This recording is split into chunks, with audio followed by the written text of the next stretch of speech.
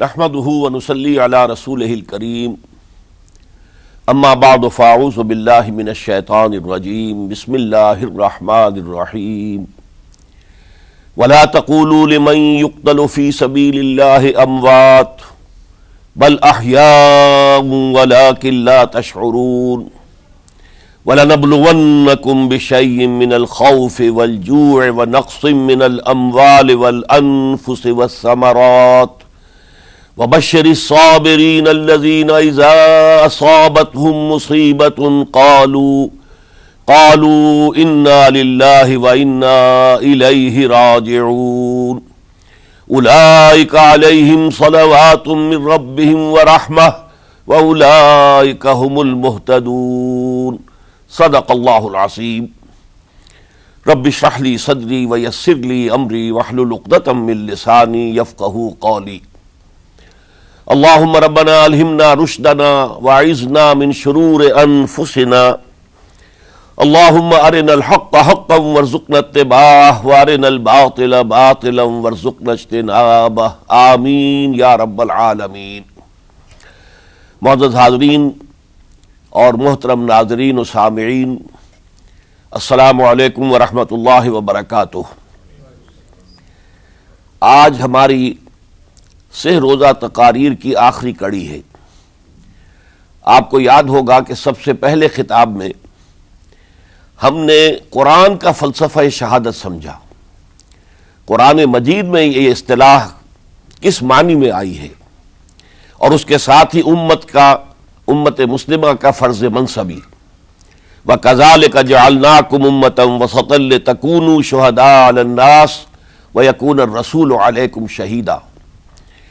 تو اللہ کے دین کو بالفعل قائم کرنے کے لیے، تاکہ نوع انسانی پر ایک ابدی حجت قائم ہو جائے کہ اللہ کا دین قابل عمل ہے، اسے قائم کیا جا سکتا ہے، اور یہ بہترین سماجی نظام ہے، پولیٹیکو سوشو اکنامک سسٹم اس سے بہتر آج تک چشم فلک نے نہیں دیکھا۔ یہ حجت قائم کرنے کے لیے جن حضرات نے اپنی جانوں کا نذرانہ پیش کر دیا، گویا کہ وہ اللہ کے گواہ قرار پائے، ان کے لیے لفظ شہید استعمال کیا گیا۔ دوسرے لیکچر میں آپ کو یاد ہوگا کہ ہم نے یہ بات سمجھنے کی کوشش کی کہ جب اللہ کا دین جزیرہ نماء عرب میں قائم ہو گیا، اور گویا کہ ہم کہہ سکتے ہیں کہ انقلاب محمدی علی صاحب الصلاۃ والسلام کی تکمیل ہو گئی، تو جیسے کہ ہر انقلاب کے ساتھ ہوتا ہے، اس کے بعد کچھ کاؤنٹر ریولوشنری موومنٹ شروع ہوئی۔ چنانچہ سب سے پہلے اندرون ملک عرب جھوٹے نبی کھڑے ہو گئے، نبوت کے جھوٹے دعوے دار، اور بہت سے لوگوں نے حکومت کو زکوٰۃ ادا کرنے سے انکار کر دیا، اور یہ فتنہ اتنا بڑا تھا کہ واقعہ یہ ہے کہ اگر اسے کرش نہ کر دیا جاتا تو انقلاب محمدی علی صاحب الصلاۃ والسلام اسی وقت ناکام ہو جاتا۔ یہ حضرت ابو بکر صدیق رضی اللہ تعالیٰ عنہ کے فضائل کا سب سے درخشاں باب ہے کہ انہوں نے اپنے عزم اور ہمت اور استقلال اور اللہ پر اعتماد، اللہ پر توکل اور بھروسے کے ساتھ ان دونوں فتنوں کو آئرن ہینڈ کے ساتھ کرش کر دیا، اور سال سوا سال ہی میں ان دونوں کاؤنٹر ریولوشنری موومنٹس کو ختم کر کے اس کے بعد انہوں نے جلد ہی اس نظام کا گویا کہ انچارج حضرت عمر رضی اللہ تعالیٰ عنہ کو بنا دیا کہ جو خلیفہ ثانی ہیں۔ پھر ہم نے دیکھا کہ حضرت عمر کے زمانے میں رضی اللہ تعالیٰ عنہ توسیع کا جو عمل ہے، توسیع انقلاب محمدی کا عمل بڑی تیز رفتاری کے ساتھ جاری ہوا، فتوحات کا سیلاب آیا، ایران پوری سلطنت تہس نہس ہو کر رہ گئی، اس کے پرچے اڑ گئے، سلطنت روما اپنے تمام شمالی افریقی مقبوضات سے محروم، مغربی ایشیا سے اسے بے دخل کر دیا گیا، صرف وہ یورپ کے اندر محدود ہو کر رہ گئی۔ اب ظاہر بات ہے کہ اس کے خلاف بھی تو پھر رد عمل ہونا تھا، کاؤنٹر ریولوشنری موومنٹس اٹھنی تھی۔ تو سب سے پہلے حضرت عمر رضی اللہ تعالیٰ عنہ کی خلافت اور اس کے چراغ کو بجھانے کے لیے ایران کی طرف سے رد عمل ظاہر ہوا۔ ہرموزان جو ایک بڑا ان کا جرنیل تھا، اس کی سازش اور ابو لولو فیروز کے ذریعے سے حضرت عمر رضی اللہ تعالیٰ عنہ کو شہید کر دیا گیا۔ سمجھا یہ گیا تھا کہ یہ ساری عمارت شاید اسی شخصیت کی بل پر کھڑی ہے، لہذا جب میدان سے حضرت عمر ہٹ جائیں گے تو یہ خلافت کی پوری عمارت جو ہے وہ زمین بوس ہو جائے گی۔ لیکن معلوم ہوا یہ عمارت محمد کی بنائی ہوئی تھی صلی اللہ علیہ وسلم۔ کھنڈر بتا رہے ہیں عمارت عظیم تھی، بڑی عظیم عمارت تھی جو حضور نے تعمیر کی تھی، لہذا حضرت عمر کی شہادت سے کوئی فرق واقع نہیں ہوا۔ حضرت عثمان رضی اللہ تعالیٰ عنہ آ گئے میدان میں، اور میں بتا چکا ہوں آپ کو کہ ان کے دور خلافت کے جو 12 سال ہیں ان میں سے پہلے 10 سال بالکل حضرت عمر فاروق رضی اللہ تعالیٰ عنہ کی خلافت کے دور کی مثال ہے۔ اسی تیزی کے ساتھ انقلاب جو ہے آگے بڑھ رہا تھا، فتوحات کا دائرہ پھیل رہا تھا، اور اندرون ملک پورا امن، سکون، اطمینان اور چین تھا۔ لیکن ان کی دور خلافت کے آخری دنوں میں اب یہودیوں کی طرف سے رد عمل اور ایک کاؤنٹر ریولوشنری موومنٹ عبداللہ ابن سبا کے ذریعے سے، کہ جس نے اسلام کا لبادہ اوڑھا اور منافقت کے پردے کے ساتھ وہ عالم اسلام میں داخل ہوا، اور اس نے چونکہ دیکھ لیا کہ پرانی چپقلش ہے، پرانی چشمک ہے جو قریش کے 2 بڑے قبیلوں کے مابین یا 2 بڑے گھرانوں کے مابین چلی آ رہی تھی، بنو ہاشم، بنو امیہ۔ تو پہلے 2 خلفاء جو تھے وہ نہ بنو ہاشم سے تھے نہ بنو امیہ سے تھے۔ حضرت ابو بکر صدیق بنو تیم سے تھے، حضرت عمر بنی عدی میں سے تھے، لیکن حضرت عثمان اب بنو امیہ میں سے تھے۔ اس کو انہوں نے گویا کہ دکھتی رگ بنا کر پکڑا اور پروپیگنڈا شروع کیا کہ خلافت تو بنو ہاشم کا حق ہے، کیونکہ حضور ہاشمی تھے صلی اللہ علیہ وسلم۔ تو گویا کہ عثمان غاصب ہیں رضی اللہ تعالی عنہ، بلکہ ان سے دونوں پہلو جو تھے حضرت عمر اور حضرت ابو بکر وہ بھی غاصب ہیں۔ اس کے ساتھ ہی فتنے کی مختلف شکلیں انہوں نے شروع کی۔ یہ الفتنۃ الکبریٰ کہلاتا ہے ہماری تاریخ میں، عظیم ترین فتنہ، جس کے نتیجے میں حضرت عثمان رضی اللہ تعالیٰ عنہ شہید ہو گئے۔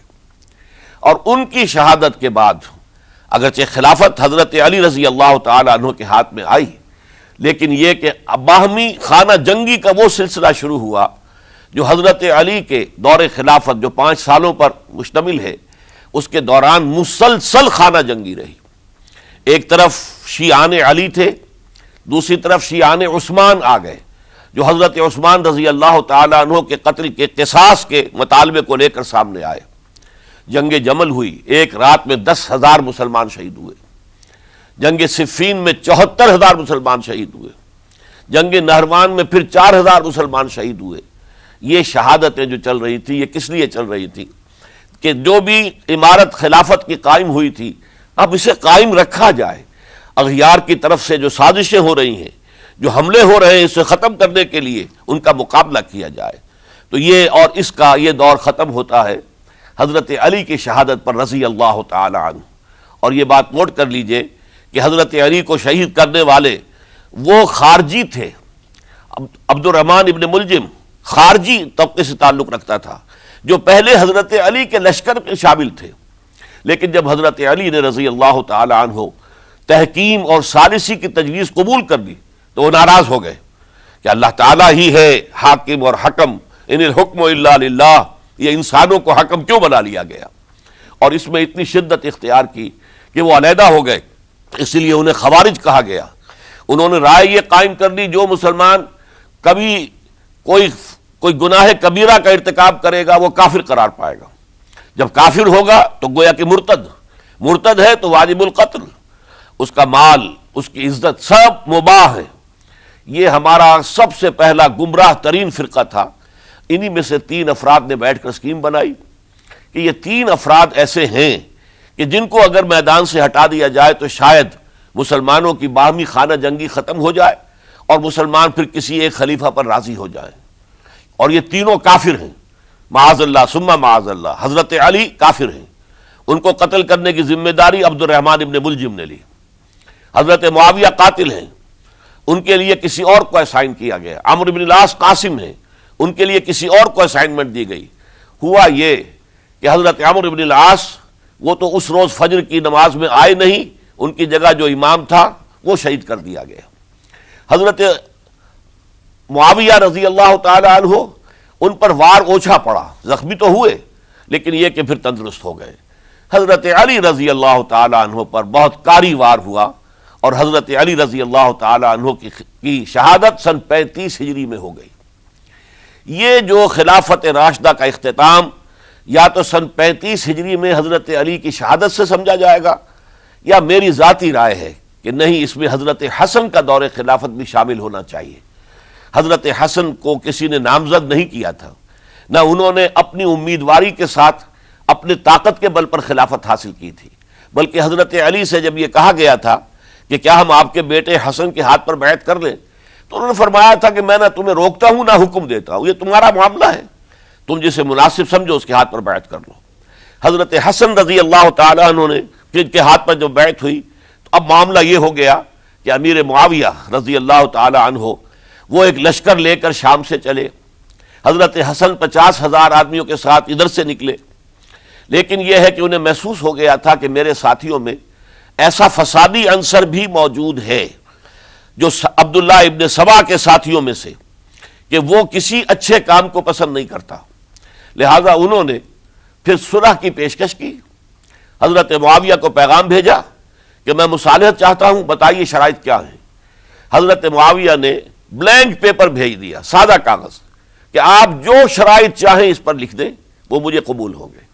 حضرت حسن نے رضی اللہ تعالیٰ عنہ شرائط لکھ دی، حضرت معاویہ نے قبول کر لی، تو حضرت حسن دستبردار ہو گئے خلافت کے دعوے سے، اور اس کے بعد پھر حضرت امیر معاویہ کی خلافت کی بیعت کی گئی۔ اس سے پہلے انہوں نے خلافت کی بیعت نہیں لی تھی۔ یہ ہے سن 41 ہجری، اور اسے عام الجماع کہا جاتا ہے، یعنی یہ اختتام ہے مسلمانوں کی خانہ جنگی کے دور کا۔ پھر جمعیت ایک ہو گئی، پھر عالم اسلام متحد ہو گیا۔ اب پورا کا پورا عالم اسلام حضرت امیر معاویہ کے زیر خلافت تھا۔ اور حضرت امیر معاویہ کون ہیں؟ وہ خود ایک صحابی رسول ہیں، جلیل القدر صحابی رسول ہیں، اور آپ کو میں نے کل بھی بتایا تھا کہ حضرت معاویہ رضی اللہ تعالیٰ عنہ کی ایک ہمشیرہ ام حبیبہ رضی اللہ تعالیٰ عنہ حضور کے ازواج مطہرات میں سے ہیں، تو حضور کے گویا کے برادر نسبتی ہوئے۔ جو چند لوگ جو وحی کے لکھنے پر جو کاتبین وحی جو حضور نے مقرر کیے تھے، ان میں سے ایک حضرت معاویہ بھی ہے۔ پھر حضرت معاویہ کے لیے حضور کی دعا ہمیں ملتی ہے، اللہم اجعلہ ہادیا مہدیا، اے اللہ اسے ہادی ہدایت دینے والا بنا دے، اور مہدی بنا دے جو ہدایت یافتہ ہو۔ تو یہ ان کی شان ہے۔ اور پھر یہ کہ ان کے زمانے میں جب عالم اسلام متحد ہو گیا، داخلی خلفشار ختم ہو گیا، تو فتوحات کا سلسلہ بھی دوبارہ جاری ہو گیا۔ حضرت علی رضی اللہ تعالیٰ عنہ کے 5 سالہ دور خلافت میں کوئی توسیع نہیں ہو سکی تھی دارالاسلام کی، کوئی مزید علاقے جو ہیں سلطنت اسلامی میں شامل نہیں کیے جا سکے تھے، اس لیے کہ سارا معاملہ تو داخلی خلفشار کا تھا۔ جو خانہ جنگی ہو رہی تھی، ایک دوسرے کی تیروں اور تلواروں اور نیزوں سے 1 لاکھ کے قریب مسلمان ختم ہو گئے تھے، تو اندر سے گویا کہ موشن ٹوٹ گیا اس سیلاب کا۔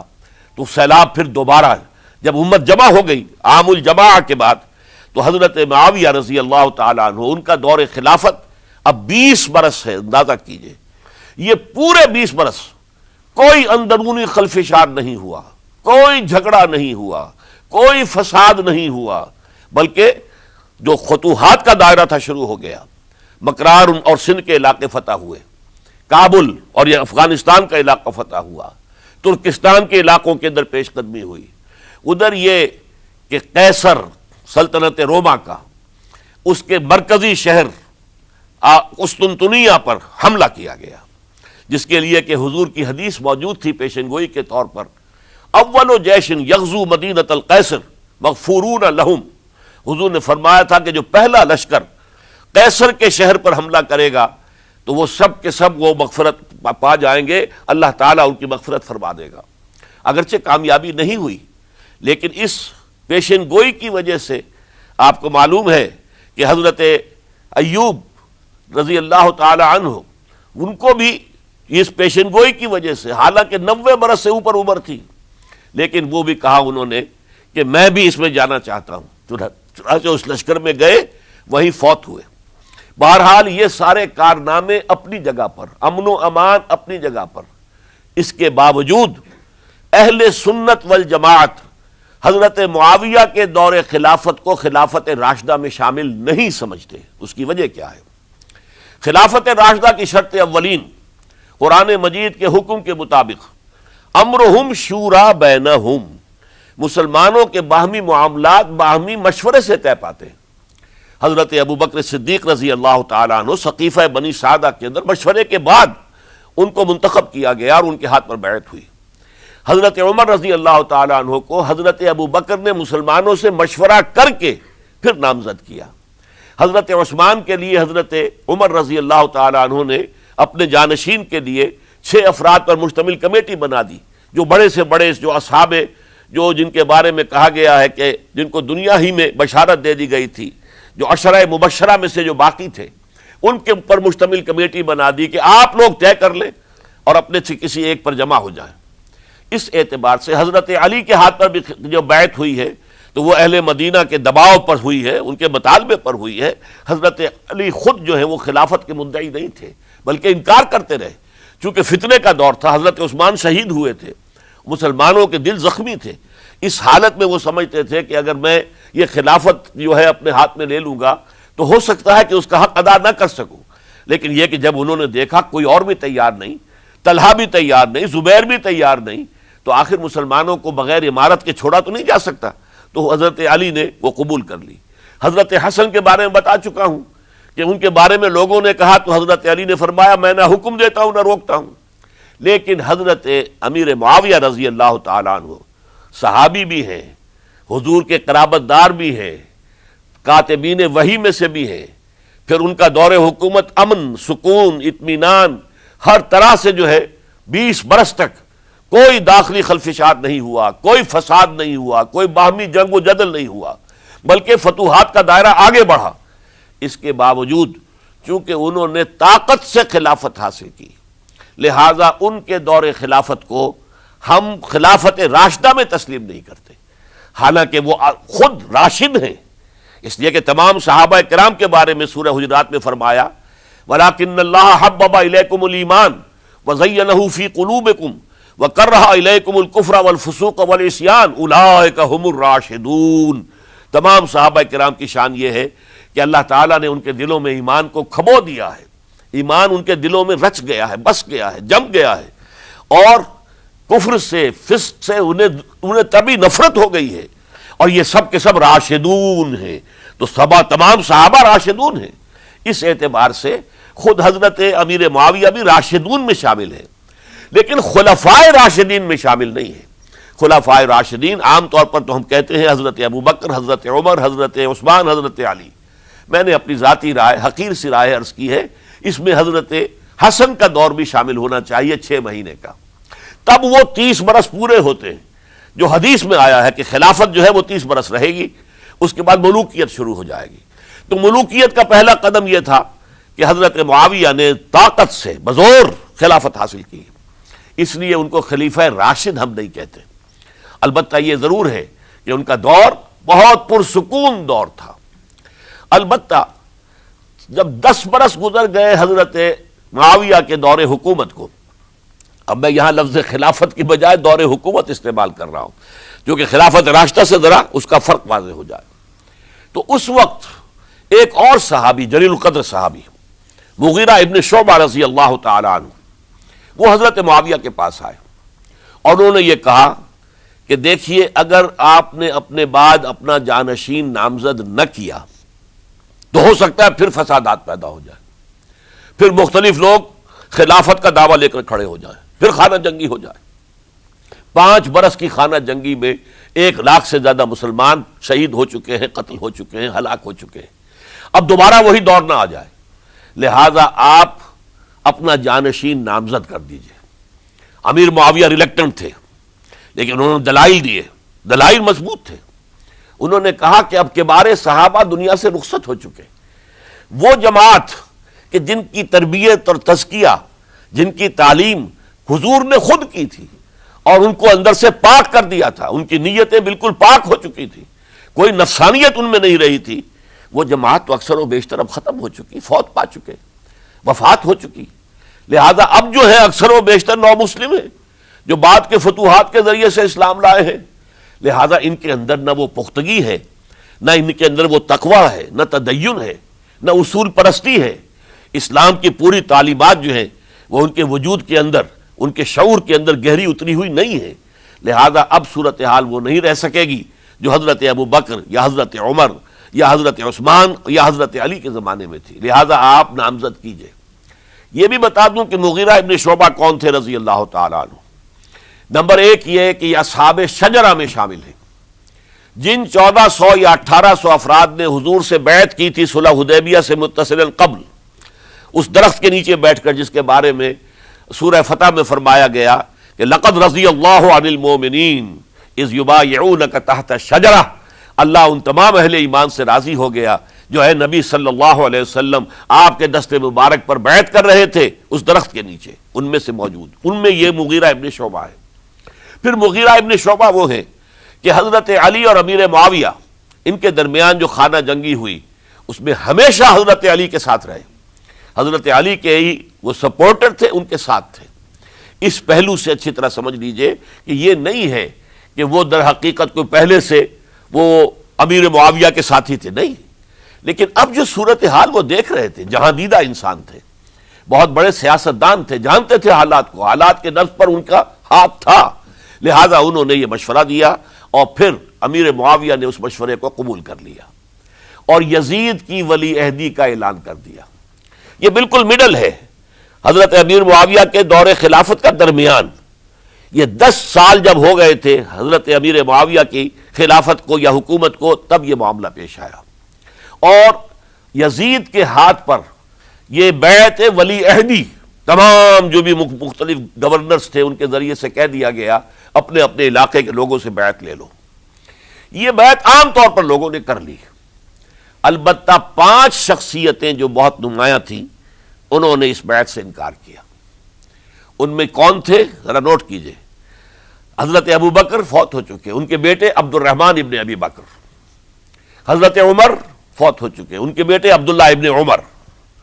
حضرت زبیر فوت ہو چکے، ان کے بیٹے عبداللہ ابن زبیر. حضرت عباس فوت ہو چکے، ان کے بیٹے عبداللہ ابن عباس. حضرت علی شہید ہو چکے، ان کے بیٹے حسین ابن علی رضی اللہ تعالی عنہم اجمعین. یہ 5 جو امت کے بہت بڑے 5 افراد کے گویا کے وہ چشم و چراغ تھے ان گھرانوں کے، انہوں نے انکار کیا. اور ان میں خاص طور پر عبد الرحمن ابن ابی بکر نے یہ جملہ کہا کہ تم چاہتے ہو کہ قیصر و کسریٰ کی سنت پر عمل کرو کہ باپ کے بعد بیٹا حاکم بن جائے. یعنی ایک قدم تو خلافت کا نظام پہلے ہی نیچے اتر چکا. مشاورت سے تو حضرت امیر معاویہ کا بھی جو نسب ہوا ہے وہ مشاورت سے نہیں ہوا.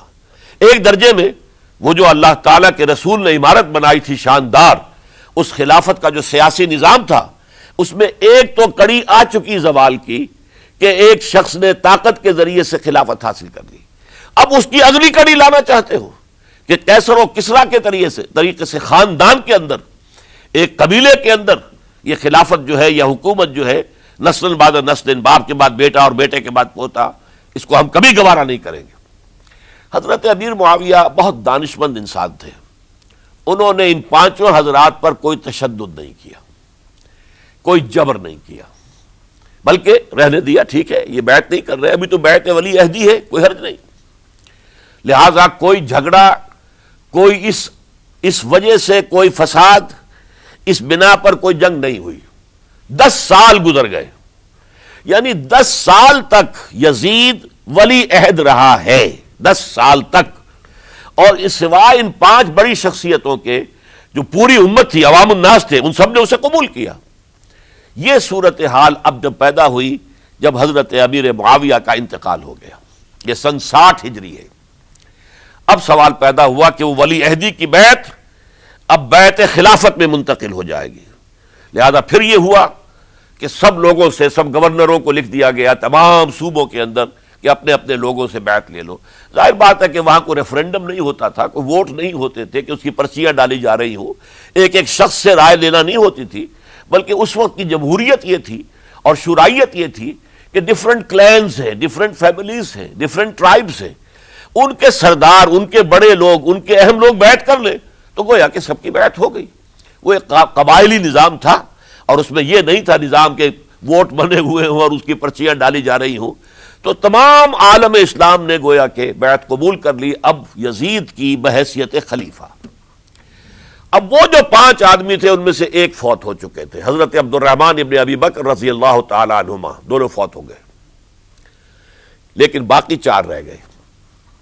ان 4 کو نوٹ کیجئے، اور یہ بڑا سینسٹیو ایشو ہے جس پر میں اب گفتگو کر رہا ہوں۔ ان 4 میں کون ہیں؟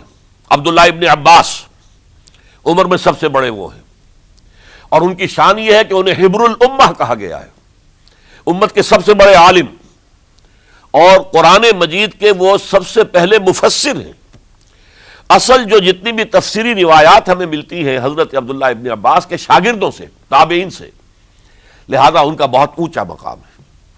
حضرت عبداللہ ابن عمر، ان کا مقام بھی آپ کو معلوم ہے، حدیثوں کی کتنی بڑی تعداد ہے جو عبداللہ ابن عمر سے مروی ہے، اور اس کو سلسلۃ الذہب کی پہلی کڑی کہا جاتا ہے۔ روایت حدیث میں جو سنہری زنجیر ہے اس کا آغاز حضرت عبداللہ ابن عمر ہے۔ ایک طرف یہ دونوں ہو گئے، ان دونوں کی رائے کیا ہوئی؟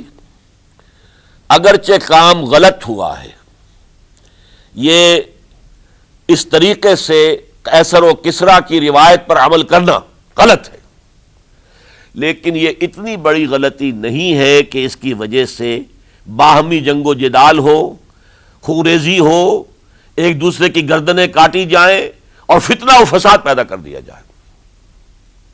لہذا انہوں نے یزید کی بیعت کر لی۔ 2 حضرات رہ گئے، یہ نسبتاً نوجوان ہیں، ان دونوں کی پیدائش ہجرت کے بعد ہوئی ہے۔ ہجرت کے بعد پہلا بچہ جو مہاجرین میں پیدا ہوا ہے وہ عبداللہ ابن زبیر ہے، بلکہ کچھ عرصے تک مہاجرین میں جب کوئی پیدائش نہیں ہوئی تو وہ مکے مدینہ کے منافقین نے کہنا شروع کر دیا تھا کہ یہ یہاں کے کمزور ہو گئے، نامرد ہو گئے، ان کی اولاد اب چلے گی نہیں۔ تو عبداللہ ابن زبیر جب پیدا ہوئے، اور آپ کو معلوم ہونا چاہیے وہ حضرت ابوبکر صدیق کے نواسے ہیں، حضرت عائشہ صدیقہ کی ہمشیرہ حضرت اسماء کے بیٹے ہیں عبداللہ ابن زبیر، اور زبیر بہت شجاع، بہت ہی بہادر انسان تھے۔ تو عبداللہ ابن زبیر کے اندر بھی وہی کیفیات تھیں۔ انہوں نے کہا نہیں، اس غلطی کو ہم برداشت نہیں کریں گے، خوردی ہوتی ہے تو ہو، لیکن ہم اسلامی نظام کو نیچے اترتا ہوا نہیں دیکھ سکتے۔ جیسے کبھی حضرت ابو بکر نے فرمایا تھا ایبدل الدین وانا حی، کیا دین میں ترمیم اور تنسیخ کر دی جائے گی؟ دین کو بدل دیا جائے گا، دین میں تحریف کر دی جائے گی، جبکہ میں ابھی زندہ ہوں، میں جیتے جی یہ نہیں ہونے دوں گا۔ حضرت عبداللہ ابن زبیر کی یہ رائے ہوئی، وی ہیو ٹو چیلنج، ہم مقابلہ کریں گے، ہم اسے پیسیولی قبول نہیں کریں گے۔ انہوں نے بیعت سے انکار کیا اور مدینہ چھوڑ کر مکے جا کر حرم کے اندر پناہ گزین ہو گئے۔ یہی معاملہ حضرت حسین ابن علی رضی اللہ تعالی عنہما کا تھا، وہ بھی نہایت شجاع، نہایت جری، نہایت بہادر۔ انہوں نے بھی کہا کہ یہ غلط قیصر و کسریٰ کی روایت جو شروع ہو رہی ہے اسے ہم نے ریزسٹ کرنا ہے اور اسے ہم آگے نہیں چلنے دیں گے۔ ان پر بھی جب دباؤ ڈالا گیا کہ بیعت کرو تو وہ کچھ وقت مانگ کر، کہ دیکھیے میں ایسا شخص نہیں ہوں کہ تنہائی میں علیحدہ کمرے میں بیٹھ کر بیعت کروں، جب عمومی بیعت لوگے تم سب سے تو میں بھی آ جاؤں گا، اس وقت لوگ فیصلہ کریں گے۔ تو بس اس وجہ سے پھر وہ گورنر جو تھا اس وقت مدینے کا، اس سے اجازت لے کر آ گئے اور راتوں رات وہاں سے نکل کر وہ بھی مکے پہنچ گئے۔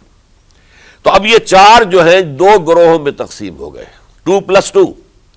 2 کی رائے یہ ہوئی کہ بات غلط ہے، لیکن اس کی بنا پر خوریزی، جنگ و جدال، جنگ آپس میں خوریزی کرنا یہ صحیح نہیں ہے، بلکہ مصلحت اس میں ہے کہ اس کو قبول کر لیا جائے۔ پھر اللہ تعالیٰ کو بہتر حالات پیدا کرے گا اس کے ذریعے سے، تعلیم کے ذریعے، تلقین کے ذریعے سے، جیسے نبی اکرم صلی اللہ علیہ وسلم نے اتنا عظیم انقلاب برپا کیا تھا۔ ہم کوشش کریں گے کہ نظام حکومت کی اصلاح ہو جائے، لیکن اس وقت اگر ہم اڑ گئے تو پھر گویا کہ خوریزی اور فساد اور باہمی جو جنگ ہے وہ شروع ہو جائے گی۔ اور 2 حضرات کی رائے ہوئی کہ نہیں، ہمیں ہر صورت میں ریزسٹ کرنا ہے، خوریزی ہوتی ہے تو ہو، ہمیں جانے دینی پڑتی ہے تو دیں گے، ہم شہادت قبول کریں گے، لیکن اس غلطی کو قبول نہیں کر سکتے۔ تو میں اس کے لیے عرض کر رہا ہوں، یہ تیسری شہادتوں کا جو دور شروع ہوا ہے، پہلا شہادتوں کا دور حضور کا دور، دین کو قائم کرنے کی جد و جہد میں جنہوں نے جانیں دی ہیں۔ دوسرا دور اس دین کے خلاف جو کاؤنٹر ریولوشنری موومنٹس آئی ہیں ان کو رفع کرنے کے لیے جانے دینا.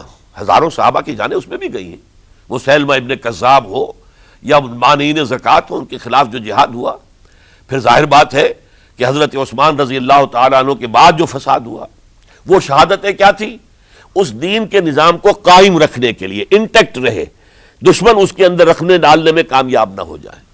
اب تیسرا دور وہ آ رہا ہے کہ جب کہ داخلی طور پر اس نظام خلافت کے اندر زوال شروع ہو رہا ہے. اس زوال کو روکنے کے لیے کہ وہ اپنی اصل جو خلافت کا نظام اللہ نے اور اس کے رسول نے دیا ہے اس کی بنیاد پر قائم رہے، لہذا ہم ریزسٹ کریں گے اس تبدیلی کو اور میدان میں آ کر مقابلہ کریں گے. یہ حضرت عبداللہ ابن زبیر رضی اللہ تعالی عنہما اور حسین ابن علی رضی اللہ تعالی عنہما، اب ان دونوں میں ایک اختلاف ہوا. حضرت عبداللہ ابن زبیر کی رائے یہ تھی کہ یہ مکہ ہے، یہ اللہ کا گھر ہے، یہ حرم ہے، اور یہاں کے لوگ بہت سے برے اثرات سے ابھی تک بچے ہوئے ہیں، پاک ہیں، لہذا ہمیں یہاں رہنا چاہیے. اس کو مرکز بنا کر ظاہر بات ہے اسی مکے سے محمد الرسول اللہ صلی اللہ علیہ وسلم نے دعوت شروع کی تھی، وہیں سے وہ پھیل کر جو ہے ایک عظیم انقلاب کی شکل اس نے اختیار کی تھی، ایک عظیم مملکت جو ہے حضور چھوڑ کر گئے تھے. تو ہمیں مکے میں رہ کر ہی اپنی تحریک شروع کرنی چاہیے. لیکن ادھر حضرت علی کے پاس پیغام آ رہے تھے کوفے سے. کوفہ چونکہ حضرت حسین کے پاس پیغام آ رہے تھے کوفے سے، چونکہ کوفے کو حضرت علی نے دارالخلافہ بنا لیا تھا اور وہاں سمجھا جاتا تھا کہ حضرت علی کے ہمدرد اور حضرت شیعان علی جنہیں ہم کہیں ان کے ساتھی ہم خیال یہ لوگ ہیں کثرت کے ساتھ. اور وہاں سے اب خطوط کا تانتا شروع ہو گیا، آپ یہاں آئیے، ہم بےتاب ہیں، آپ کا استقبال کریں گے، آپ کے ہاتھ پر بیعت کریں گے، تاکہ یہ جو قیصر و کسریٰ کی سنت شروع ہو رہی ہے اس کو روکا جا سکے. وہ تانتا بنا ہوا ہے خطوط کا. تو حضرت حسین رضی اللہ تعالیٰ عنہ نے فیصلہ کر لیا کہ میں کوفے جاؤں گا.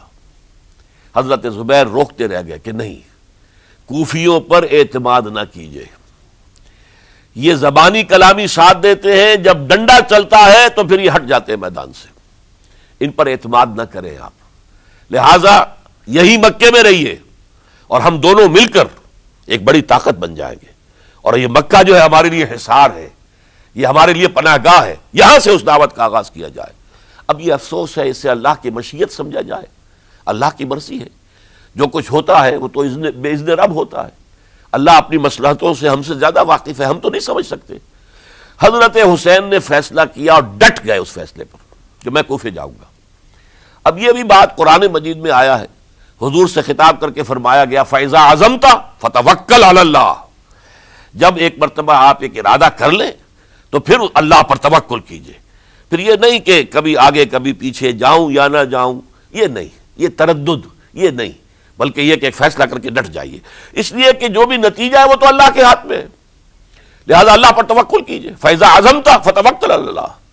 لہذا سب نے سمجھایا حضرت حسین کو کہ آپ کوفے نہ جائیں.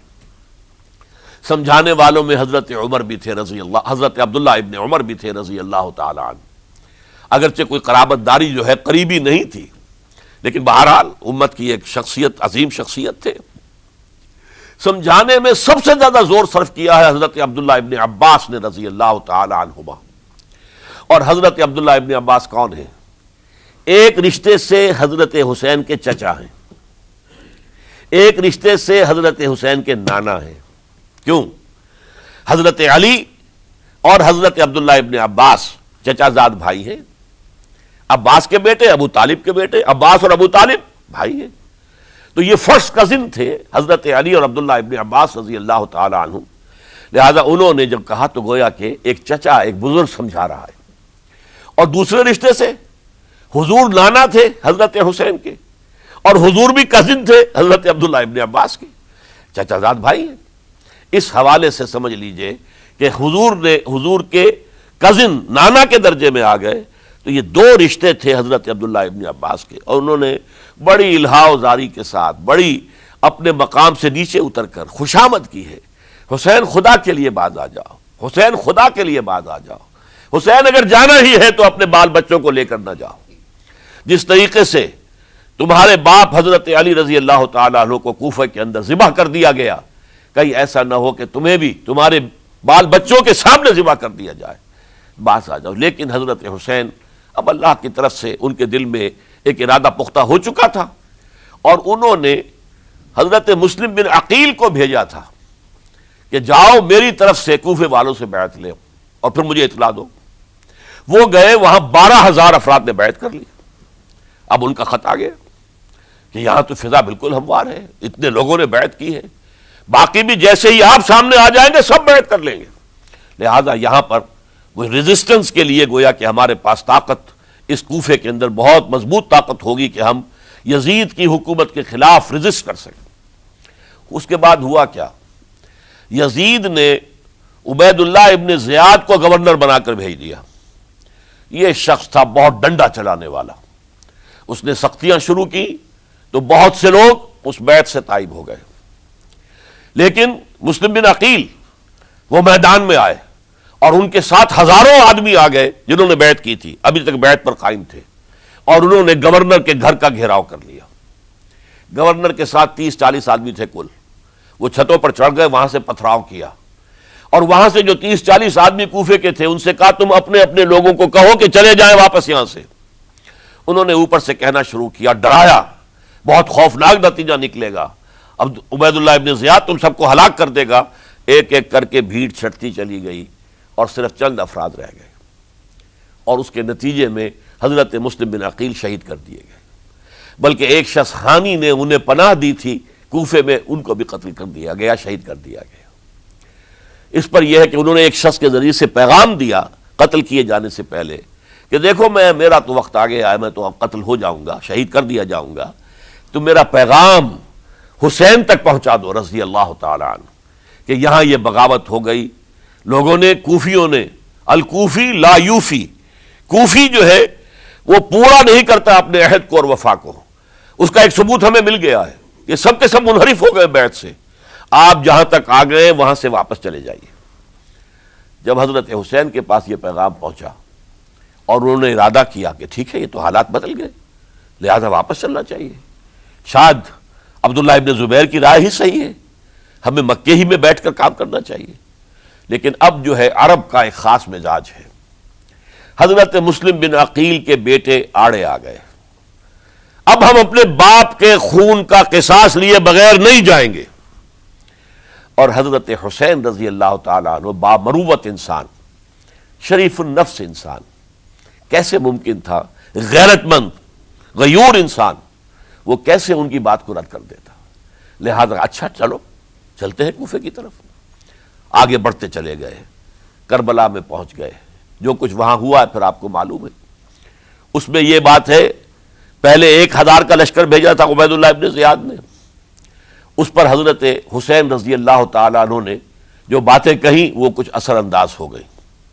ان کا افسر جو تھا حر بن یزید تمیمی، وہ بعد میں حضرت حسین کا حامی ہو گیا اور حضرت حسین کے ساتھ ہی اس کو بھی شہادت نصیب ہوئی۔ پھر دوسرے کو بھیجا عمرو ابن سعد۔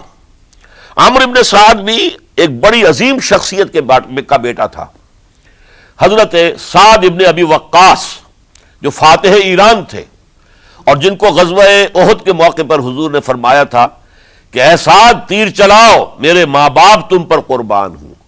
جبکہ احد میں گھیراؤ کر لیا تھا حضور کا اور کفار قتل کرنے کے لیے ہجوم کر رہے تھے، اور کچھ حضرات تیر چلا چلا کے انہیں پھینک رہے تھے، دور جو ہے ہٹا رہے تھے، ان میں سے حضرت سعد ابن ابی وقاص بھی تھے۔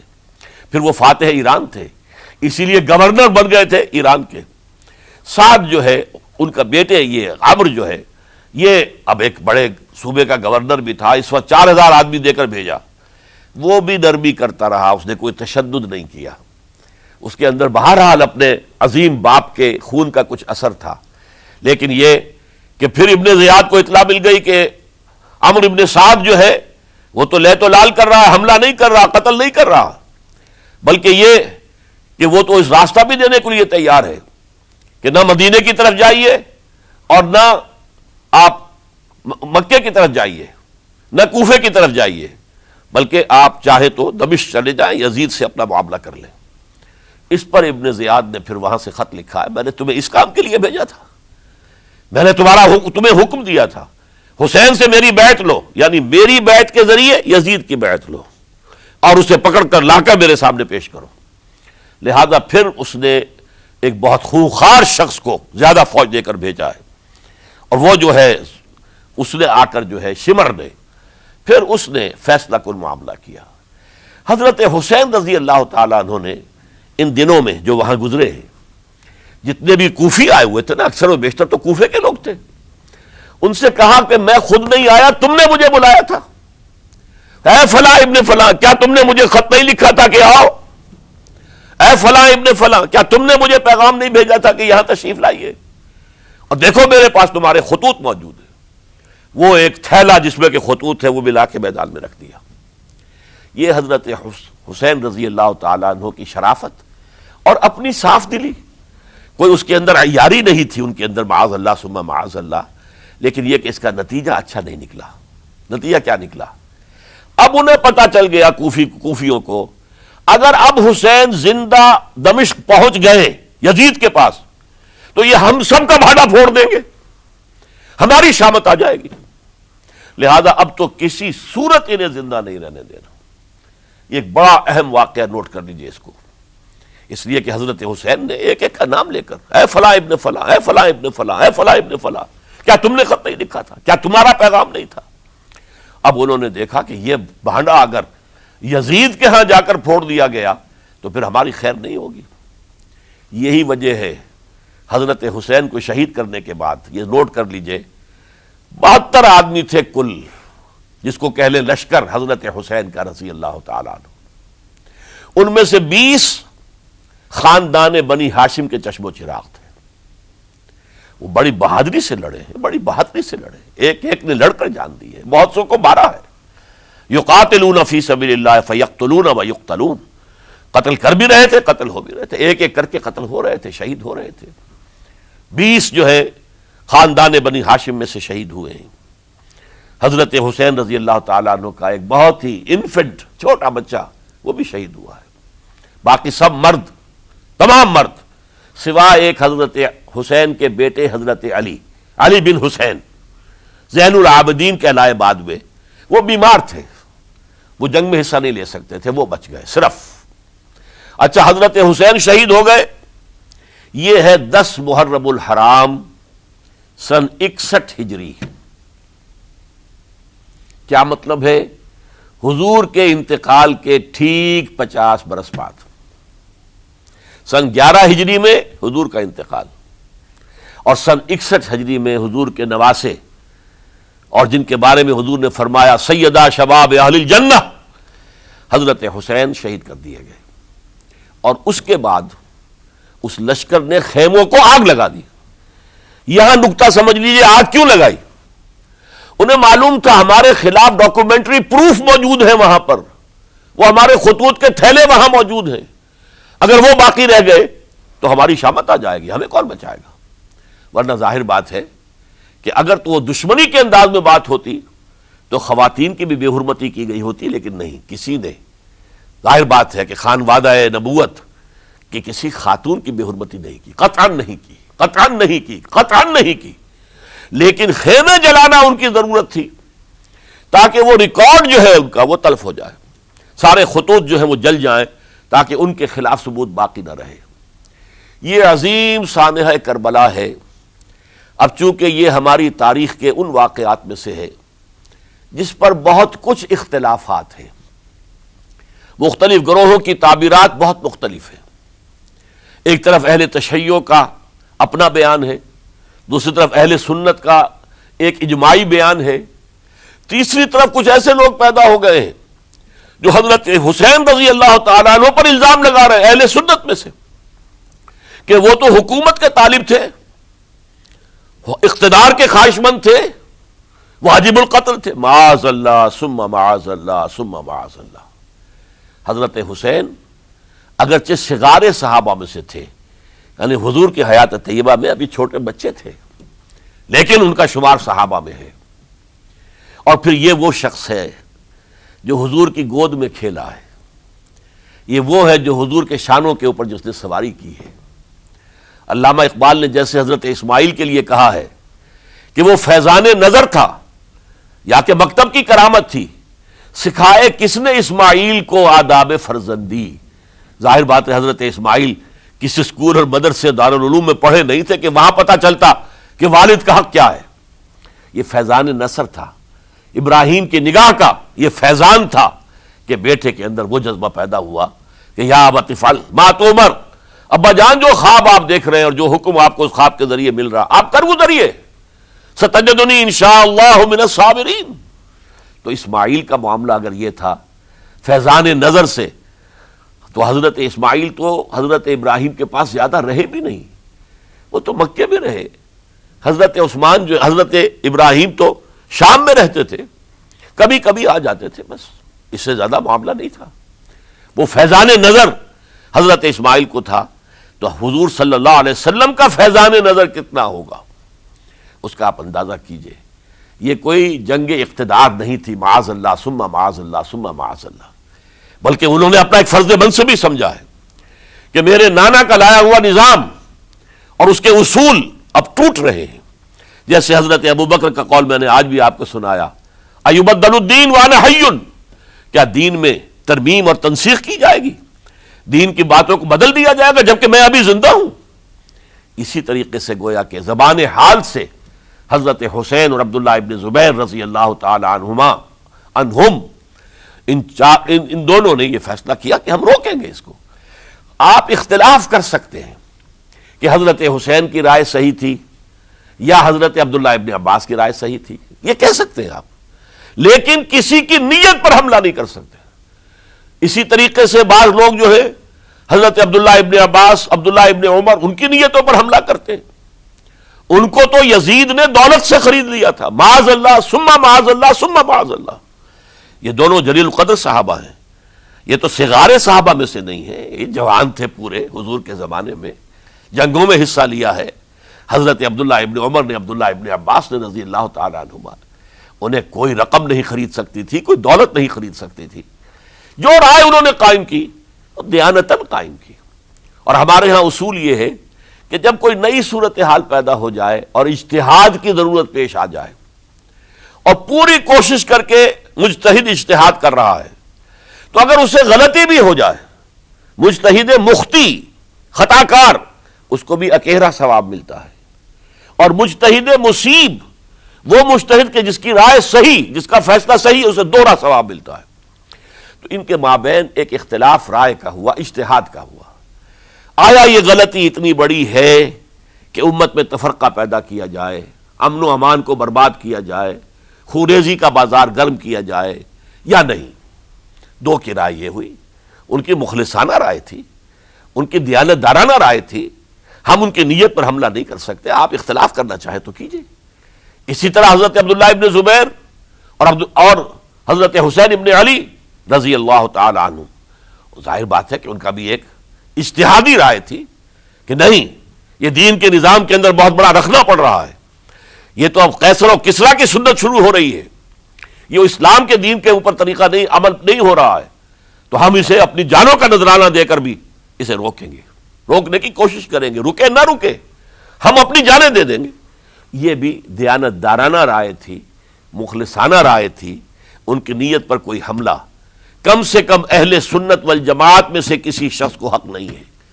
اس لیے کہ اہل سنت والجماعت کا کہنا یہ ہے، الصحابۃ کلہم عدول، صحابہ جتنے بھی ہیں وہ سب کے سب عدول ہیں، ان میں بدنیتی نہیں آ سکتی، خطا ہو سکتی ہے۔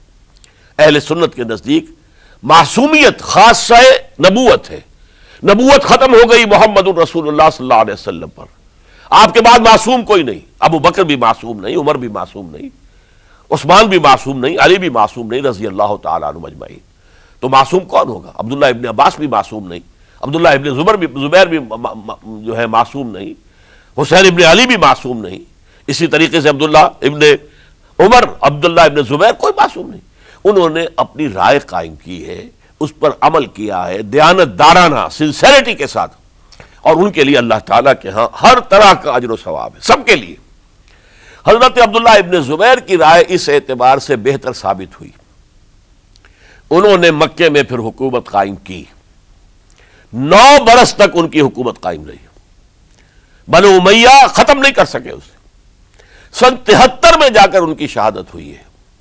اور ایک مرحلہ تو وہ بھی آیا تھا کہ شام اور مصر کی دونوں صوبے جو ہیں وہ بھی ان کے تحت آ گئے تھے۔ تو واقعہ یہ ہے کہ اگرچہ حضور نے ہمیں منع کیا ہے کہ کبھی یہ نہ کہا کرو کہ ایسا ہوتا تو ایسا ہو جاتا، نہیں، جو ہوا اللہ کی مرضی سے ہوا، اللہ کے اذن سے ہوا۔ حدیث کے الفاظ ہیں ان کلمۃ اللہ تفتح عمل الشیطان، یہ جو لو کاش یہ ہو جاتا، کاش یوں ہو جاتا تو بڑے اچھے نتیجے نکلتے، یہاں سے شیطان کا عمل شروع ہو جاتا ہے۔ ورنہ واقعہ یہ ہے کہ دل سے یہ بات نکلتی ہے، اگر حضرت حسین اور عبداللہ ابن زبیر یکجا ہو جاتے اور مکے کو اپنا مرکز بنا کر جو عظیم مقصد انہوں نے اپنے سامنے رکھا تھا کہ یہ جو روایت غلط آ رہی ہے اسلام کے دینی سیاسی نظام کے اندر، اس کو ہم روکیں گے، تو اللہ تعالیٰ انہیں کامیابی عطا فرما دیتا۔ لیکن یہ پھر ہم کہیں گے ما شاء اللہ کان وما لم یشاء لم یکن، جو اللہ نے چاہا وہ ہوا اور جو اللہ نے نہیں چاہا وہ نہیں ہوا۔ حضرت حسین کو وہ عظیم شہادت اللہ نے دینی تھی، وہ اونچا مقام عطا کرنا تھا، اور پھر ان کی عظیمت، ان کا صبر، ان کا ثبات، ان کا استقلال، معلوم ہوا کہ اللہ تعالیٰ نے انسانوں کے اندر کتنی کچھ طاقت رکھی ہوئی ہے اور کتنی کچھ صلاحیتیں اللہ نے ودیعت کی ہیں۔ وہ جس طرح ڈٹے رہے، کھڑے رہے، واقعہ یہ ہے کہ وہ بھی نوع انسانی کے لیے ہمیشہ کے لیے ایک سبق ہے، اور وہ سبق یہ ہے کہ آپ حق، جو بھی آپ حق سمجھیں اس حق کے اوپر ڈٹ کر کھڑے ہو جائیں، اور اس میں پرواہ نہ کیجئے کہ آپ کی نفری کم ہے یا آپ کے ساتھ تعداد زیادہ، کوئی خیال نہ کیجئے، اس کے فکر نہ کیجئے کہ حالات ادھر ہیں یا ادھر ہیں، حالات سازگار آپ کے دشمن کے ساتھ ہیں یا آپ کے ساتھ ہیں، کوئی فکر نہ کیجئے۔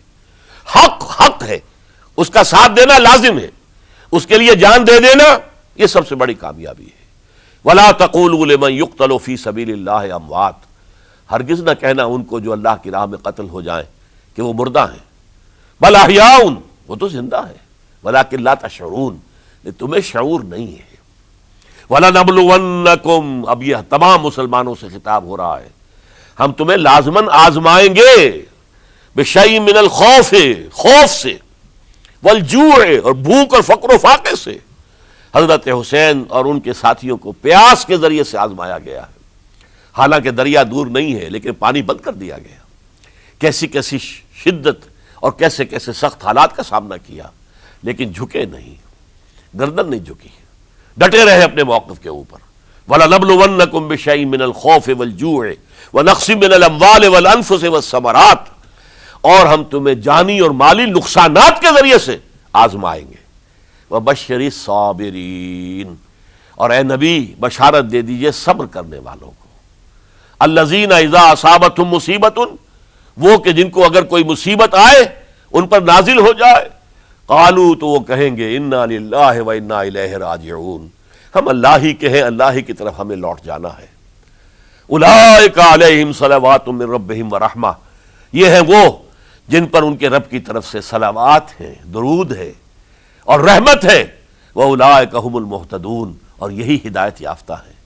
اللہم ربنا اجعلنا منہم، اللہم ربنا اجعلنا منہم، میرے اور آپ کے لیے سبق یہ ہے، صرف حضرت حسین کا کوئی دن بنا لینا یہ نہیں، ٹھیک ہے یاد تازہ کیجئے، بہت اچھی بات ہے، لیکن اس کا نتیجہ یہ نکلنا چاہیے کہ اگر حضرت حسین نے اپنی ہی نہیں، اپنے خاندان کی، اپنے اعزاء و اقربا کی، اپنے ساتھیوں کی جانوں کی قربانی پیش کر دی حق کے لیے، تو ہمیں بھی فیصلہ اور سبق یہ لینا چاہیے کہ ہمیں حق کا ساتھ دینا ہے، ہرچہ بعد چاہے اس کے نتائج کچھ بھی نکلے۔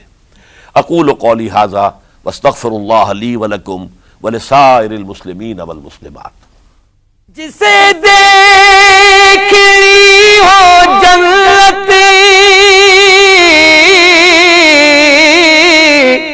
وہ نبی کے در سے گزرے، وہ جدھر سے گزرے، یہ ادھر سے گزرے۔